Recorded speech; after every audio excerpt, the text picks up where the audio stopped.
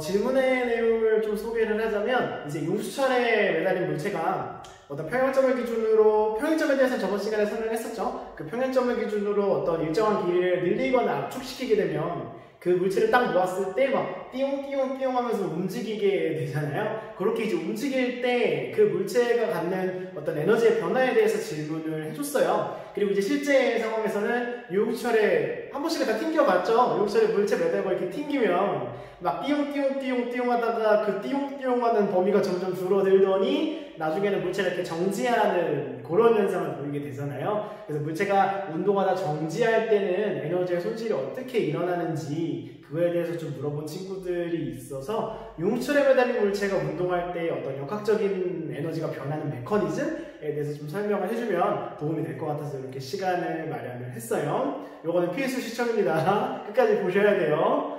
우리 교재랑 프린트, 특히 프린트에 보면은 이런 그림 하나가 나와 있죠. 이제 요거는 이제 하늘에서 자유낙하 시킬 때 뭐 이렇게 선생님이 자주 했던 거 있죠. 이렇게 물체를 손에 잡고 있다가 놓으면 이렇게 떨어지잖아요. 그런 상황에서 이제 미치 에너지, 중력 포텐셜 에너지와 운동 에너지의 변화를 이렇게 그래프 형식으로 표현을 한 거예요. 이 그림이 먼저 이해되는지 한번 보자고요. 우리가 어쨌든 그냥 공기저항이 작용하지 않는다고 가정했을 때 물체를 이렇게 떨어뜨리게 되면 이런 식으로 에너지의 변화가 일어난다 그 소리예요. 이거를 보면 어떻게 해석하면 되냐면 높이에 따라서 에너지를 이렇게 대각선 형태로 두 개로 쪼개놨죠. 그래서 한쪽, 요 위쪽에 있는 건 중력 포텐셜 에너지가 되고요. 요 아래쪽 부분을 차지하는 게 운동 에너지가 되는 거죠. 그리고 요게 아래로 떨어지면 떨어질수록 높이가 달라진다는 걸 이렇게 표현을 하고 있어요. 요 그래프를 어떻게 해석을 하냐면, 이번에 이해를 돕기 위한 거지, 뭐 이 그래프가 뭐 어디 나오고 막 이런 건 아닙니다. 이해를 돕기 위해서. 자, 물체가 이렇게 떨어지면 떨어질수록 어떤 운동 변화를 보이게 되죠? 점점점 속도가 빨라지는 운동을 하면서 물체가 지표면으로부터 떨어진 높이는 점점점 줄게 되잖아요. 그래서 높이가 떨어지면 떨어질수록 속도가 빨라지기 때문에 무슨 에너지가 점점 커지고 운동 에너지가 점점 좀 커지고요. 지표면으로부터의 높이가 점점 줄고 있으니까 무슨 에너지가 줄어들게 되죠? 중력 포텐셜 에너지는 줄어들게 되죠. 그리고 뭐 마찰이나 공기저항 같은 힘들을 전부 다 무시한 상태니까 이 물체가 갖는 총 역학적 에너지는 보존이 되겠고, 그래서 운동 에너지와 중력 포텐셜 에너지의 합은 일정하다라는 걸 요 길이가 똑같다는 걸로 표현을 한 거고, 떨어지면 떨어질수록 중력 포텐셜 에너지는 감소하고 운동 에너지는 증가한다라는 걸 이렇게 그 어떤 가로의 폭으로 표현을 한 거라고 생각하면 돼요. 요게 일단 어떤 식으로 이 운동을 표현한 건지는 이해가 됩니까? 그래서 이걸 그렇게도 말할 수 있죠. 어차피 이 중력 포텐셜 에너지와 운동 에너지의 합인 역학적 에너지는 낙하하면서 계속 보존된 상태니까 낙하하면서 운동 에너지가 증가하는 만큼 중력 포텐셜 에너지는 감소하는 거잖아요. 그래서 이걸 갖다가 중력 포텐셜 에너지가 운동 에너지로 전환된다라고도 표현할 수 있는 거잖아요. 여기까지 오케이? 그럼 이제 이거를 용수철에 매달린 물체에다가 한번 적용을 해볼게요. 자, 이거는 그림으로 절대로 적합한 사진을 찾지 못해서가 아니에요. 선생님 그림 실력을 뽐내기 위해서. 사실 이런 사진을 찾기가 쉽지가 않더라고요. 킹작권을 피해서 이런 사진을 찾는 게 쉽지가 않아가지고. 자, 이렇게 여기가 이제 평형점이라고 칩시다. 용수철이 가만 놔둬도 안 움직이는 지점, 평형점. 여기서 이제 공을 이렇게 잡아당겼다가 촥 놨다고 칩시다. 그러면 공이 이렇게 띠용 하고 움직이겠죠? 그래서 공에서 손을 놓기 직전에 요 위치, 여기까지 이제 용수철이 이렇게 늘렸다고 쳐요. 여기서 이렇게 잡고 있는 이 상태를 한번 생각을 해보자고요. 이 공이 갖고 있는 에너지들 전부 다 언급할 수 있나요? 자, 일단 이 공은 여기서 놔봐야 어디로만 움직이냐면 이렇게 수평 방향으로 움직이기 때문에 어떤 지표면이라는 기준점에서 떨어진 높이는 변하나요? 변하지 않나요?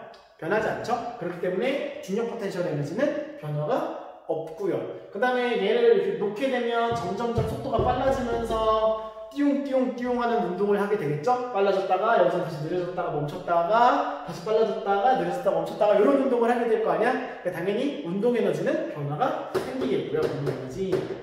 그 다음에 용수철을 잡고 늘렸기 때문에 무슨 에너지도 갖고 있어야 돼요? 우리가 배운 또 하나의 에너지인 탄성 포텐셜 에너지도 갖고 있어야 되죠? 탄성 포텐셜 에너지. 이때의 포텐셜은 탄성 포텐셜 에너지.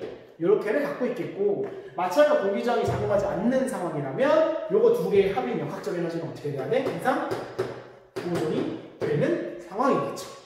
오케이? 그러면 지금 이렇게 얘를 잡아당겨서 잡고 있는 상태라면 잡고 있기 때문에 정지해 있는 상태죠? 뭐가 0인 상태예요? 운동에너지가 0인 상태지. 뭐만 갖고 있는 상태? 요 늘어난 길이에 해당하는 탄성 포텐셜 에너지만 갖고 있는 상태잖아요. 근데 얘가 이 손을 놓게 되면 얘가 어떤 운동을 하게 된다고요? 이 늘어난 길이를 다시 돌아가려고 요 방향으로 속도가 점점 빨라지는 운동을 한다 그랬죠? 이렇게 속도가 점점 빨라지면서 뭐는 커지고 이렇게 이동하면서 운동 에너지는 점점 커지고 뭐가 점점 줄어요? 요 길이가 줄어들게 되니까 탄성 포텐셜 에너지는 점점 줄어들게 되겠지. 단 이 두 개의 합인 역학적 에너지는 보존이 되기 때문에 얘가 늘어나는 양만큼 포텐셜 에너지는 줄어들게 된다는 소리죠. 다시 말해서 이 공이 갖고 있던 포텐셜 에너지가 뭘로 슬슬 전환이 되는 거야? 운동 에너지로 전환이 되는 상황인 거죠.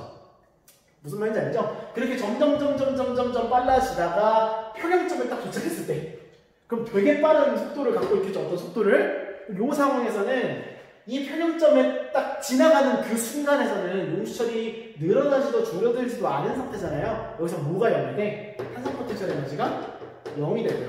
이 탄성 포텐셜 에너지, 처음에 갖고 있던 탄성 포텐셜 에너지만큼이 전부 다 뭐가 된 상태야? 운동 에너지로 전부 다 변환이 된 상태죠.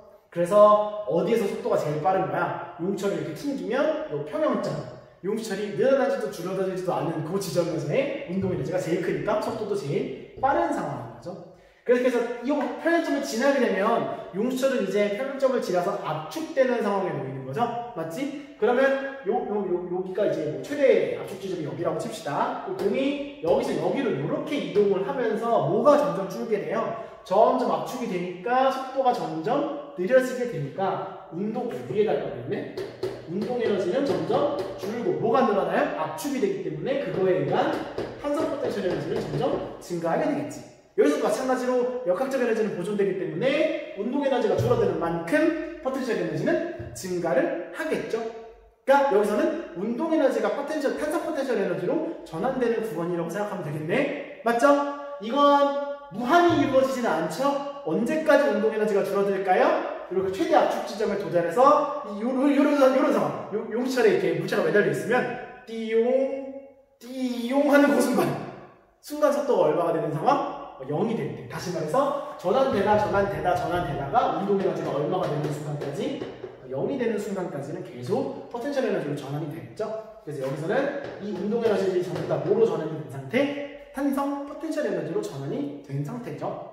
그러면 결국 이 두 개를 더한 전체 역학적 에너지는 보존이 되기 때문에 처음에 얘를 잡아당겼을 때 공이 갖고 있던 탄성 포텐셜 에너지나 얘를 놔서 얘가 최대로 압축되는 이 지점에서 공이 갖고 있는 포텐셜 에너지나 어때야 돼요?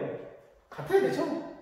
총 더한 건 보존이 돼야 되니까. 다시 말해서 탄성 포텐셜 에너지는 그 탄성을 가진 물체가 길이가 변화할 때 갖는 에너지라고 했잖아요. 근데 그 크기가 같으면 당연히 요 늘어난 길이나 어떻겠어요? 같겠지. 다시 말해서 마찰과 공기저항이 없는 상황에서는요, 용수를 내가 잡아당긴 만큼, 그 잡아당긴 길이만큼 똑같은 길이로 압축이 된다는 소리야. 또 거꾸로 얘기하면 압축이 됐던 공은 압축돼서 가만히 있어요? 다시 튕겨져 나서 또 늘어나겠지? 근데 또 어떤 길이만큼 또 늘어나겠어? 에너지 손실이 없기 때문에 또 같은 길이만큼 늘어나겠죠? 그래서 결론은 뭐야? 마찰이나 공기저항이 없으면 용수를 잡아당겼다가 놓으면 어떻게 되는 거야? 무한히 같은 길이만큼 진동을 해요. 절대로 줄어들지 않고. 그래서 이제 우리가 우주 여행을 가면 만약 우주로 나가서 진공 상태인 공기저항이 없고 마찰이 없는 그런 우주로 나가가지고 얘를 이렇게 용수철에 물체에 따라서 이렇게 쭉 늘었다가 튕기면 누가 멈출 때까지 계속 똑같은 진동의 폭을 진폭이라고 해요. 진폭을 계속 진동을 해요. 무한히. 뭐 하나가 소멸될 때까지. 요거 왜 그렇게 되는지를 우리가 배운 역학적 에너지 보존으로도 이렇게 간단히 설명할 수가 있어요. 근데 선생님 근데 왜 우리 실제 용수철 튕겨보면 얼마 안 가서 멈추죠?